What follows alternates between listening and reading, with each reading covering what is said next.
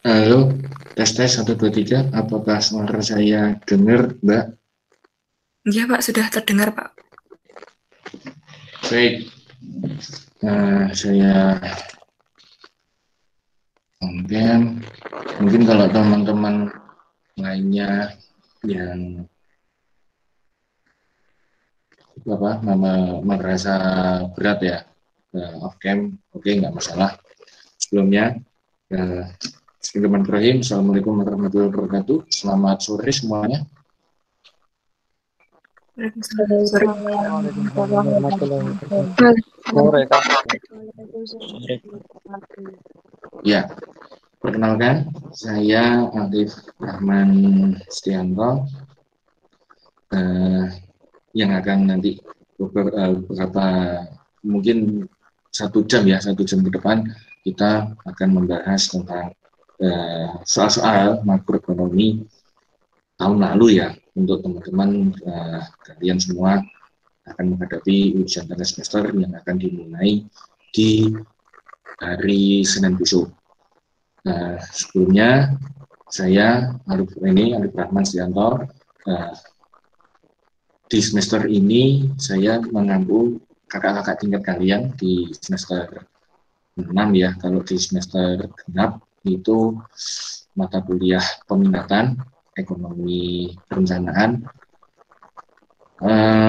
Mungkin nanti kalau sekalian nanti mengambil peminatan ekonomi perencanaan, satu saat nanti bisa ketemu sama saya di semester 6. Kalaupun nanti di semester ganjil, saya mengampu di mata kuliah evaluasi proyek. Tapi pada sore hari ini saya diminta tolong oleh teman-teman dari Himpunan Mahasiswa Ekonomi Pembangunan untuk mengisi makroekonomi 1. Baik, mungkin kiranya teman-teman sudah mendapati atau sudah dapat soal-soal tahun lalu ya dari teman-teman HIMEPA, khususnya dari Departemen 3 ya, Departemen Keilmuan. Ya, saya akan coba share screen.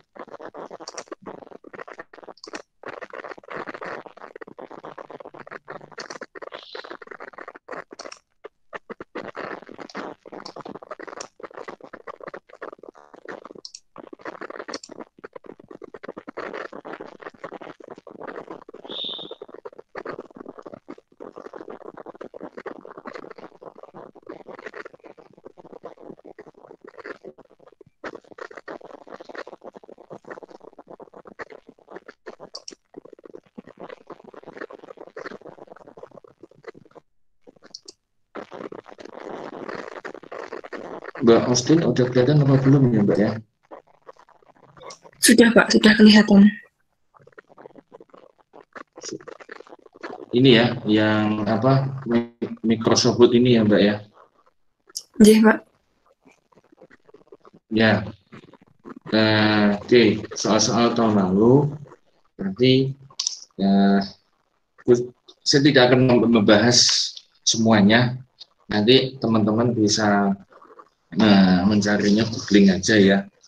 Teman-teman bisa mencari googling. Jadi saya akan membahas yang kiranya perlu dibahas. Baik, untuk kita ke konsepnya aja terlebih dahulu. Berarti ini metode-metode hitungan pendapatan nasional. Ini ada 3 ya.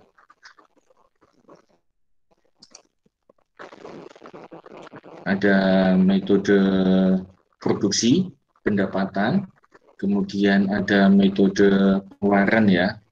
Nah, metode produksi ini digunakan untuk menentukan besarnya pendapatan nasional dengan cara menjumlahkan nilai produksi yang dihasilkan oleh sektor-sektor produktif. Sedangkan yang pendapatan ini menjumlahkan jumlah pendapatan dari faktor-faktor produksi dalam perekonomian, yaitu manusia, dalam hal ini tenaga kerja, kemudian modal, kemudian tanah, dan skill ya. Kemudian sistematis persamaan matematiknya ini dapat ditulis dalam Y diketahui W itu berarti wage, upah, I bunga atau interest, R itu sewa atau rent, dan P ini profit atau keuntungan ya. Jadi metode ini harus digunakan secara teliti dan sangatlah mudah dalam perhitungan. Kalau ada yang masih bertanya kok kenapa tanah itu dimasukkan Pak, karena tanah itu merupakan ini ya modal ya. Kalau teman-teman punya tanah bisa dipakai buat untuk berkebun atau bisa dipakai buat untuk hasil dari berkebun itu bisa menghasilkan output yang berupa dari pendapatan ya. Nah, hasil kebunnya itu nanti bisa dijual ya. Kemudian hasil penjualannya itu bisa berupa pendapatan. Kemudian kalaupun tanah bisa nanti dibangun kos-kosan ya. Kos-kosan nanti hasilnya bulanannya nanti bisa dihasilkan dalam bentuk bulanan.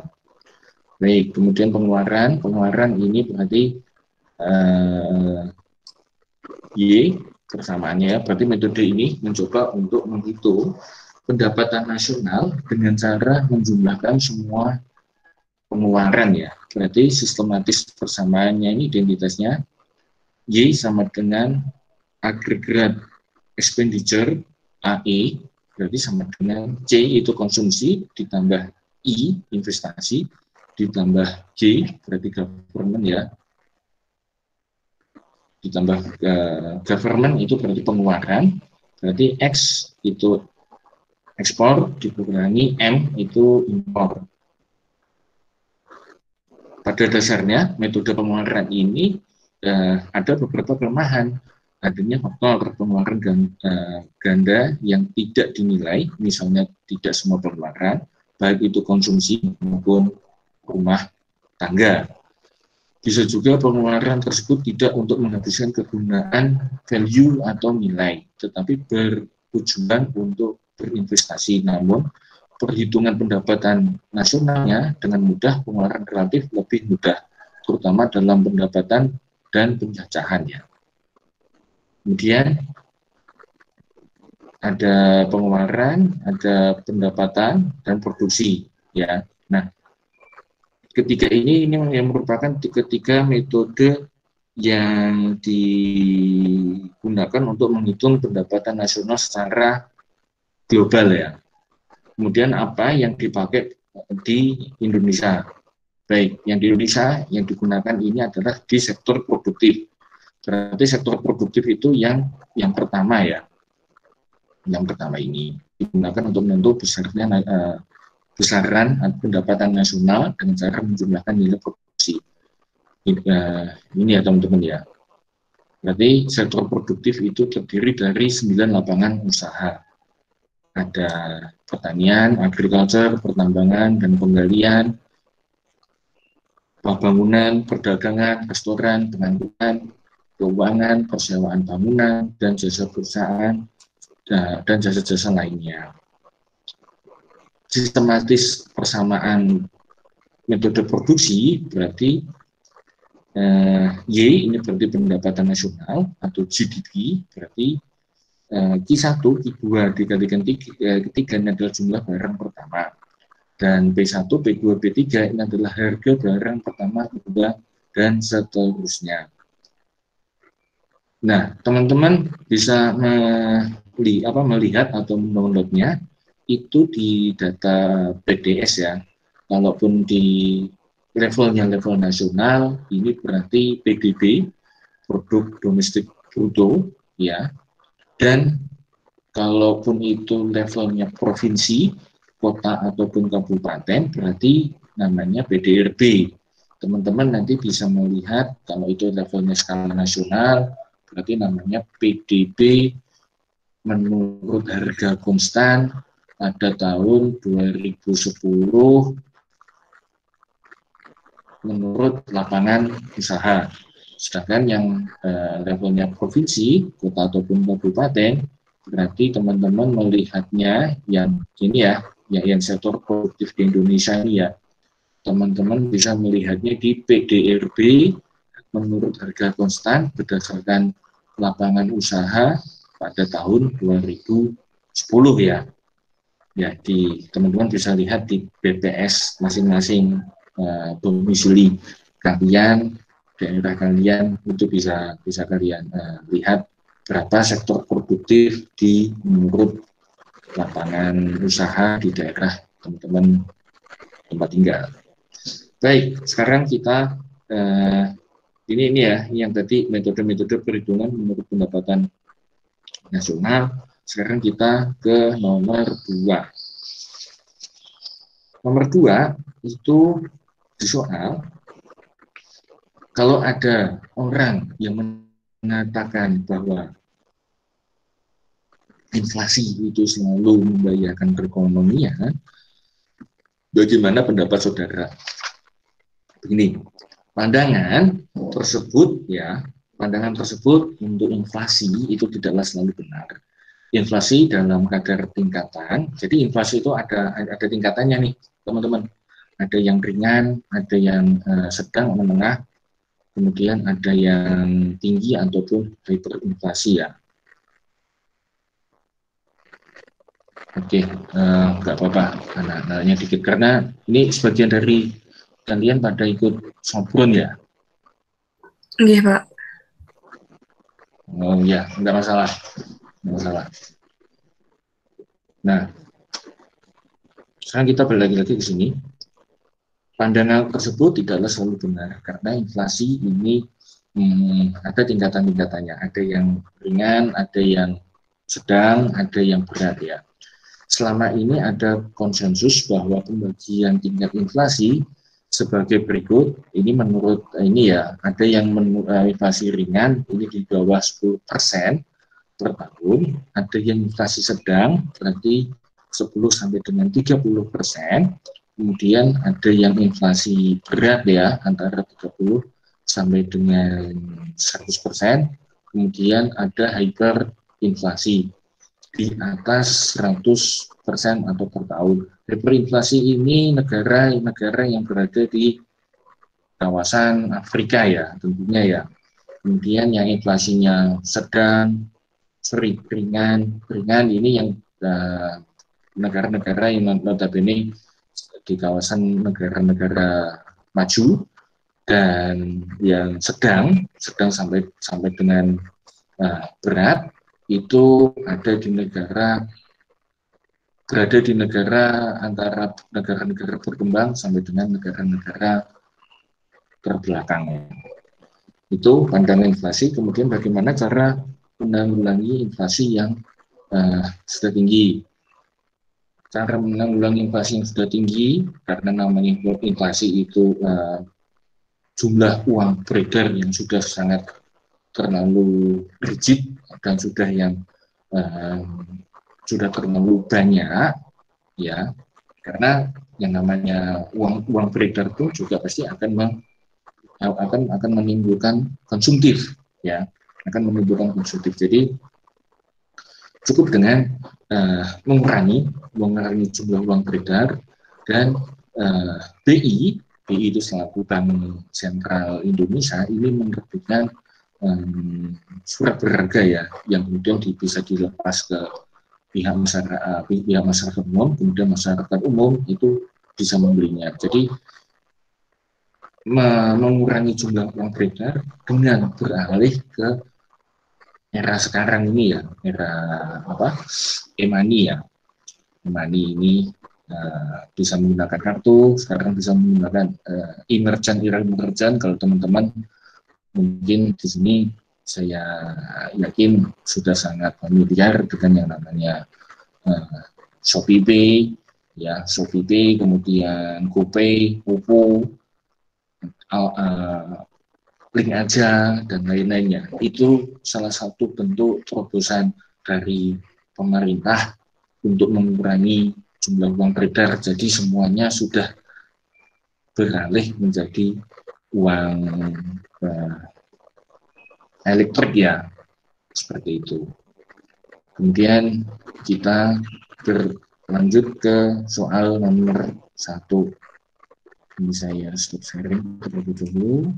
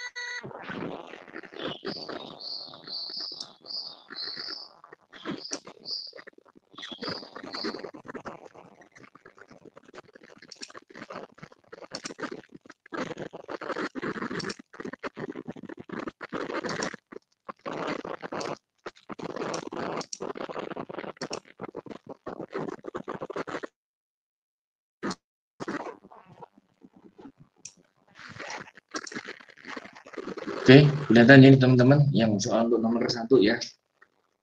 Kelihatan Mbak Austin? Kelihatan, Pak. Ya. Soal nomor 1. Soal nomor 1 itu berarti ditanyakan hitung MPC-nya ya. Berarti diketahui Y1 itu 880, maka konsumsi satunya sama dengan diketahuinya 60. Kemudian Y2 itu 130, maka C2-nya itu sama dengan 80 ya, teman-teman ya. Kemudian dihitung MPC-nya. Nah, hitung MPC itu berarti MPC sama dengan delta C, berarti dibagi delta Y. Delta C ini berarti saya 90 dikurangi 60, ketemunya 30 ya.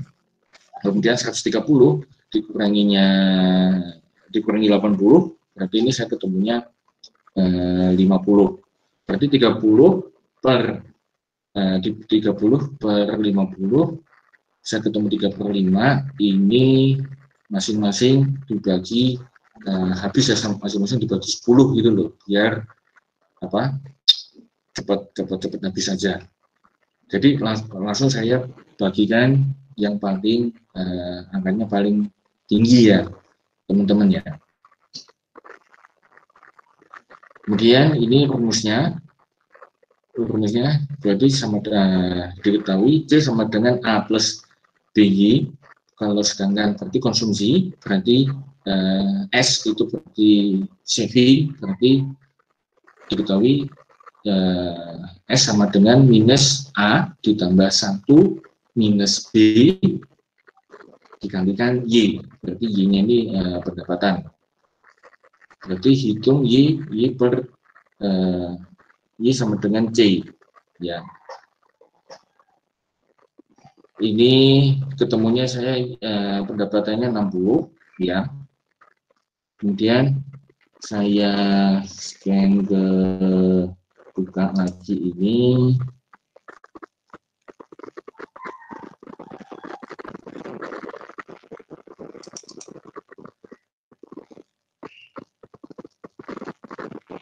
Nah,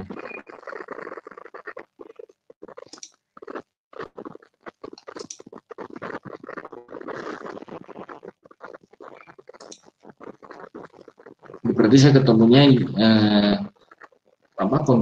kondisi Y sama dengan C plus S itu berarti saya ketemunya Y sama dengan 60 ya teman-teman ya.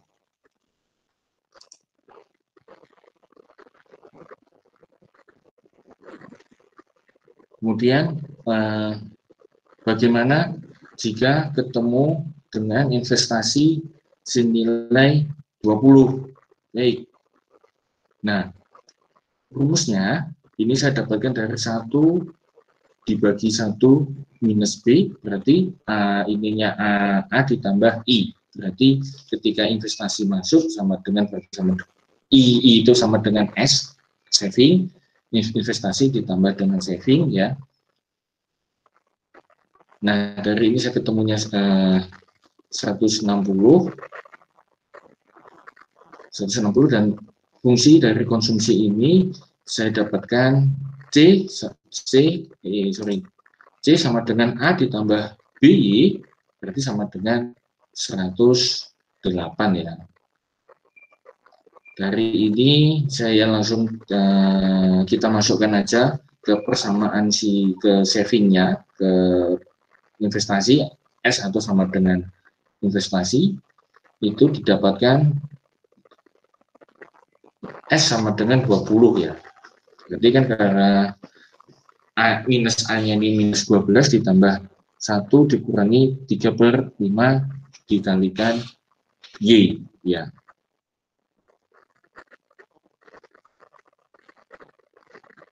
Tapi saya agak ragu karena nilainya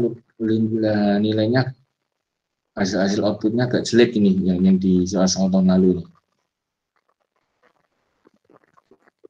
Tapi saya ini aja ya, saya urutkan nanti menurut rumusnya ini S sama dengan 20. Oke, ini berarti kita sudah ketemu Y berarti 160, C-nya 108 sama S-nya 20. Kemudian jika mana multiplier investasi itu berarti pengganda ya. Multiplier itu sama dengan pengganda. Berarti pengganda investasi ini rumusnya persamaan pertama berarti Y sama dengan C plus I, berarti delta Y sama dengan delta C ditambah delta I investasi ya. Nah, ini langsung saya tambahkan saja.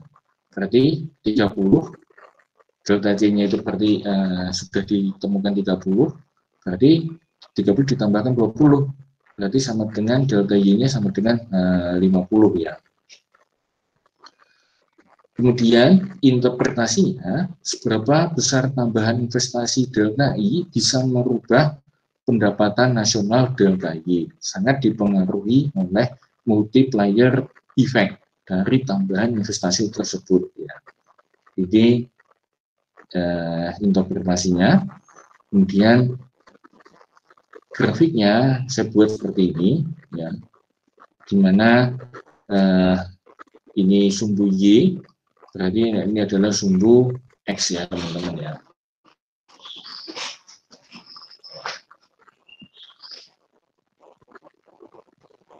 Oke, ini berarti selesai nomor 1. Kemudian jika kita lihat nomor 2 itu diketahui, ini saya stop sharing dulu saja.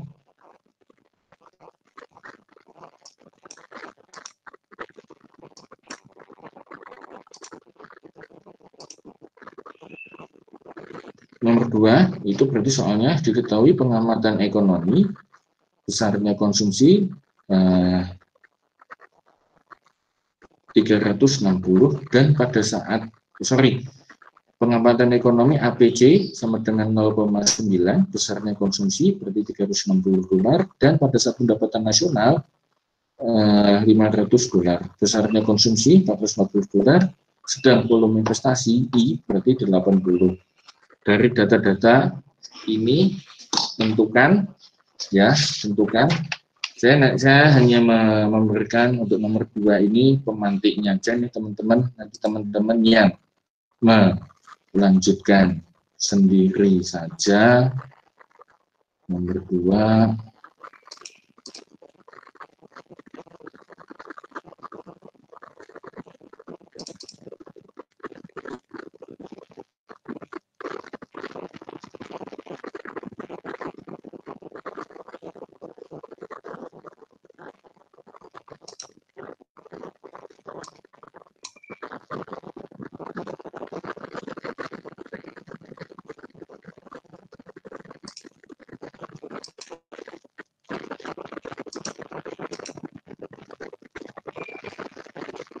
Oke, ini kurang lebih sama ini teman-teman. MPC berarti kita cari dulu delta C dibagi delta Y.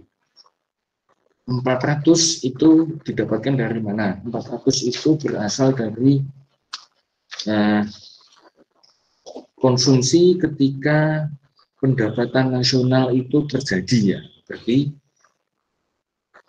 kita pilih yang konsumsinya saat pendapatan nasional itu terjadi, berarti konsumsinya itu di 440 dolar. Kemudian pendapatan nasionalnya itu berarti 500 ya. Kan itu di soal itu ada 2 besaran konsumsi. Berarti besaran konsumsi yang saat sebelum pendapatan nasional terjadi dan saat yang sudah.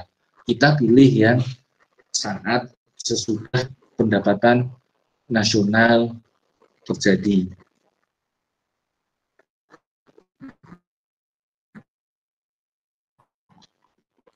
Berarti kita pilih yang 400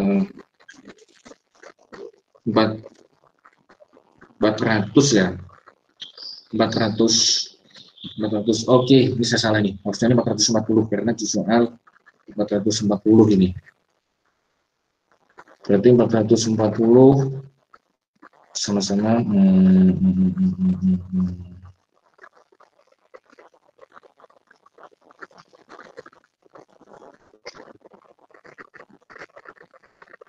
lima ratus dibagi 100 40.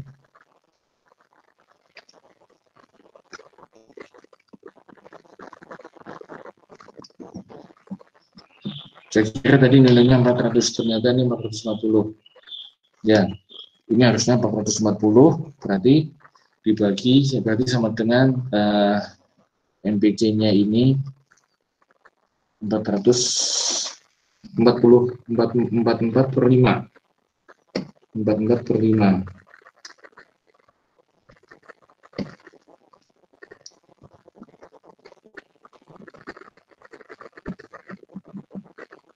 empat per 50 ya, ini 44 per 50. 44 per 50 karena 440 sama-sama dibagi 10 aja, ini 44, kemudian 500 dibagi 10, ini 55 50, berarti 44 per 50 nih, 44 per 50. Ini salahnya, harusnya yang tadi 440 ya, menurut soal. Nah, berangkat rumusnya ini sama aja, berarti C sama dengan C 440 ditambah A ditambah Y, berarti ini 44 per dibagi 50 dikali 500 ya, kemudian 800 ditambah 44 dibagi 50 dikalikan Y ya. Ya. Nanti tinggal menyesuaikan aja nih angkanya ini. Dan ini 400 berarti 50 dibagi 500, nanti ini tinggal coret teman-teman, nanti sesuaikan aja. Ini saya hanya memberikan pemantik, kurang lebih nomor 2 ini sama ya, sama Dan yang paling nanti yang membedakannya itu jika dalam pengamatan kondisi yang D ya, paling membedakan ini yang D. Jika dalam pengamatan ekonomi tersebut ada tambahan informasi bahwa besarnya kapasitas produksi nasional adalah 680 dolar, maka untuk mencapai kinerja ekonomi yang full employment, sifat kebijakan ekonomi makro yang seperti apa yang harus diterapkan dan berapa perubahan investasi yang perlu. Ini yang membedakan. Jadi sifat kebijakan ekonomi makro itu kan ada yang ekstraktif dan interaktif ya, ekstraktif dan ekspansif ya. Sifat kebijakan ekonomi makro berarti yang ekspansif, yang bagaimana yang harus bisa mengakomodir satu kebijakan yang satu dengan yang lainnya ya. Jadi antara kebijakan ekonomi makro yang satu dengan yang lainnya ini bisa saling berhubungan ya. Jadi ekspansif berarti harus keluar di misalnya kebijakan ekonomi makro tentang pertanian. Berarti antara pertanian dengan kebijakan ekonomi makro tentang perkebunan atau perikanan ini harus satu sama lain ini berhubungan ya. Rumusnya B sama tadi seperti di nomor 1, kemudian C juga sama. Grafik kurang lebih gambarnya tadi sama di seperti nomor 1 ya. Grafiknya kurang lebih sama ini. Dan yang nanti angkanya aja yang beda ya. Tapi kalau untuk gambar-gambarnya grafik sama aja. Baik. Itu yang kita sama-sama belajar pada sore hari ini. Saya kembalikan ke Mbak Austin. Silakan, Mbak. Terima kasih Bapak atas penjelasannya dan materinya. Untuk sesi selanjutnya adalah sesi tanya jawab. Untuk para mahasiswa yang ingin bertanya, silahkan bertanya dengan menuliskan pertanyaannya atau izin berkomentar di kolom komentar.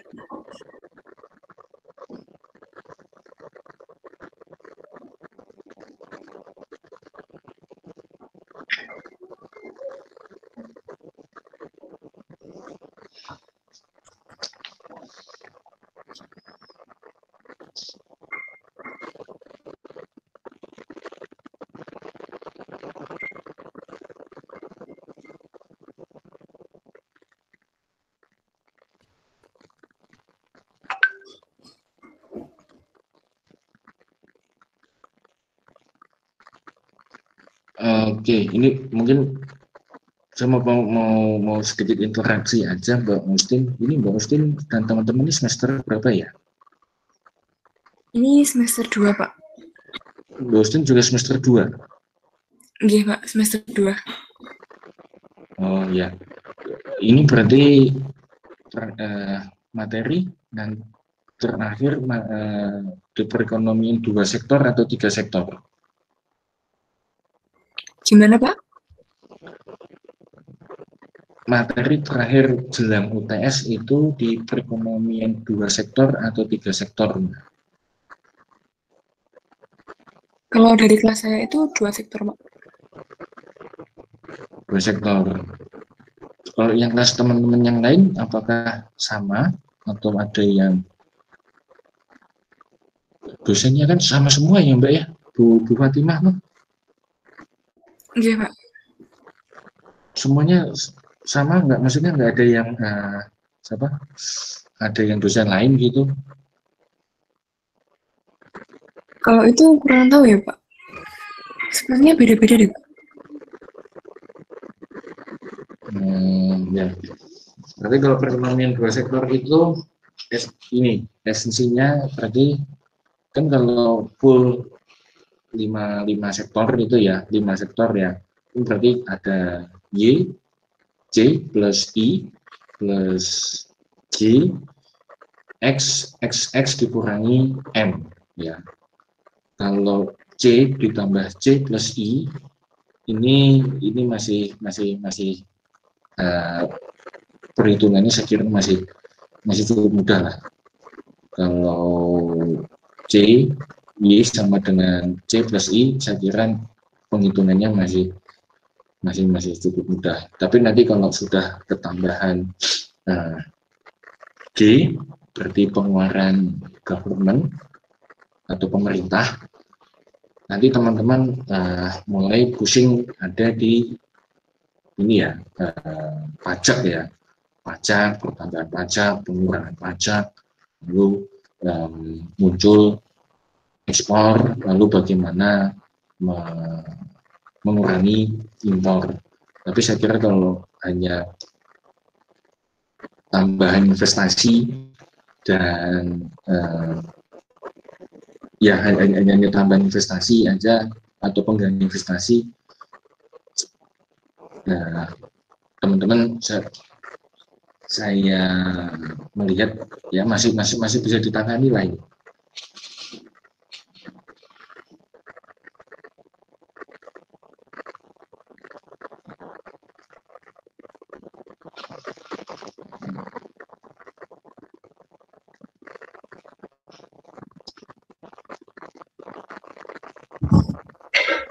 Baik, kesempatan terakhir ya, yang ingin bertanya silakan menuliskan izin komentar di kolom komentar.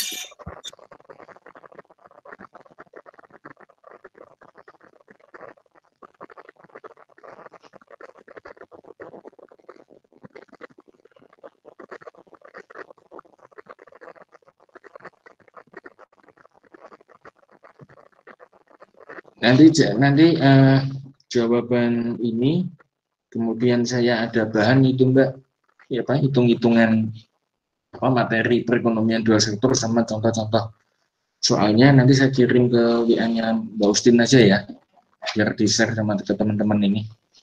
Iya, oke Pak.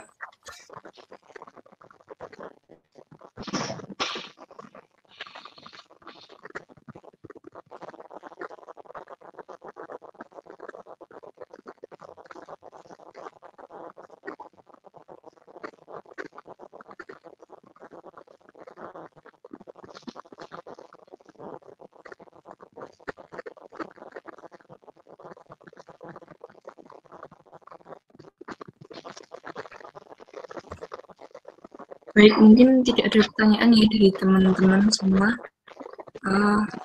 Mohon maaf Pak, apabila tidak ada pertanyaan, mungkin penjelasan dari Bapak mungkin cukup ya, sudah jelas untuk teman-teman. Bisa saya tutup nih Pak? Ya, mungkin sebelumnya terima kasih atas kehadiran teman-teman ini semua. Moga-moga nanti saat ujian makro hari Senin besok semuanya mendapatkan hasil yang maksimal. Amin ya. Mohon maaf kalau ada salah nih, kekurangan asistensi sore hari ini. Itu aja Mbak Ustin dari saya tambahannya. Terima kasih Pak. Barakallah. Sekian asistensi pada hari ini. Semoga apa yang kita pelajari hari ini dapat bermanfaat untuk kita semua.